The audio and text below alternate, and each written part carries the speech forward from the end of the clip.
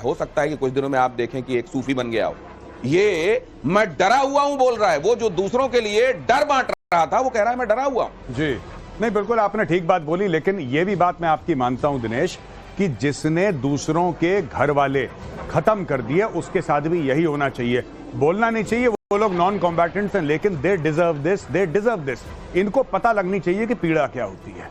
इनको अभी तक पीड़ा का अंदेशा नहीं था, आज इनको पता लगा कि जब घर से लाशें उठती हैं तो कैसा लगता है।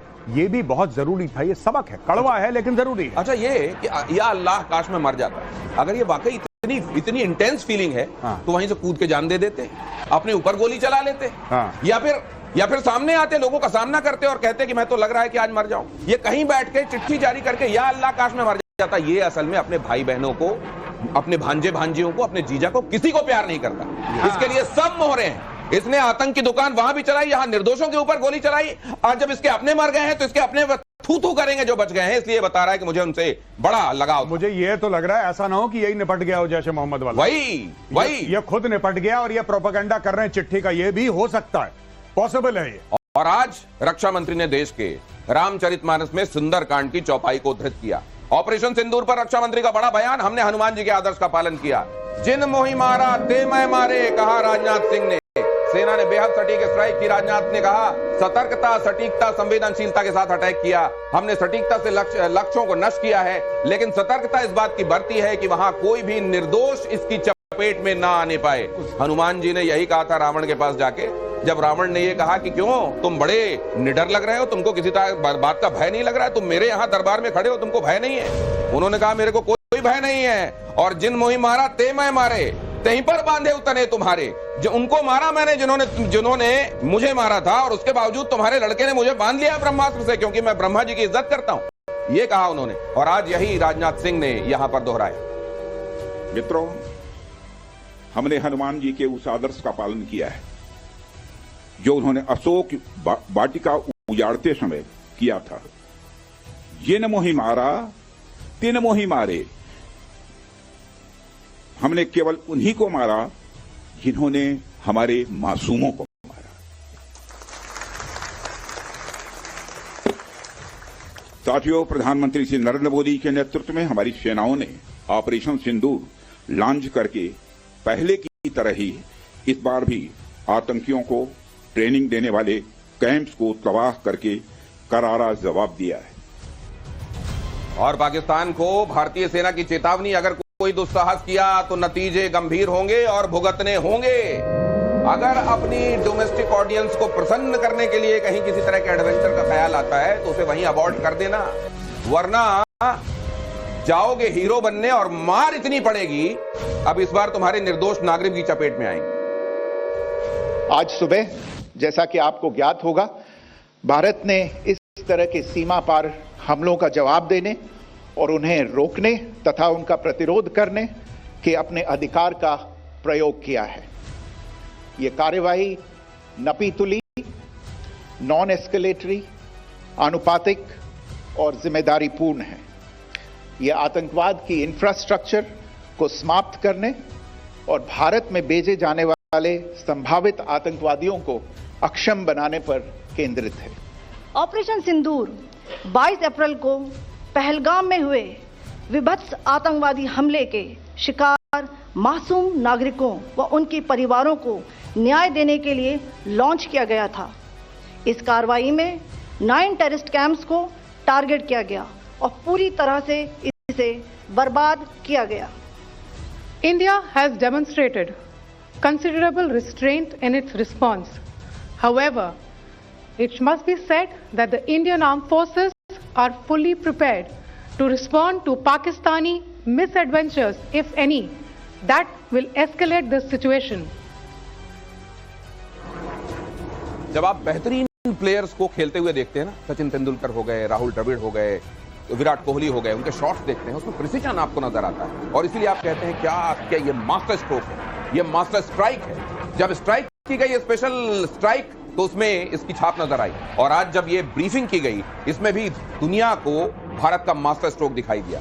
भारत की 2 लेडी ऑफिसर सामने आके ग्रैनुलर डिटेल्स बता रही हैं, और उसमें एक मुस्लिम लेडी ऑफिसर है। नहीं, इसके पूरे जो ऑप्टिक्स हैं इसके वो बहुत केयरफुली क्राफ्टेड थे। आप देखिए, 2 लेडी ऑफिसर्स हैं, एक आर्मी की, एक एयरफोर्स की, एक कोर ऑफ सिग्नल्स की है, एक हेलीकॉप्टर पायलट है, और ये दोनों आते हैं और विक्रम मिश्री जो फॉरेन सेक्रेटरी है वो आके पहले ब्रीफ करते हैं, और दोनों महिला ऑफिसर, क्योंकि इसमें जिनकी जाने गई उनकी तो जाने गई, लेकिन ट्रेजेडी किसके साथ हुई?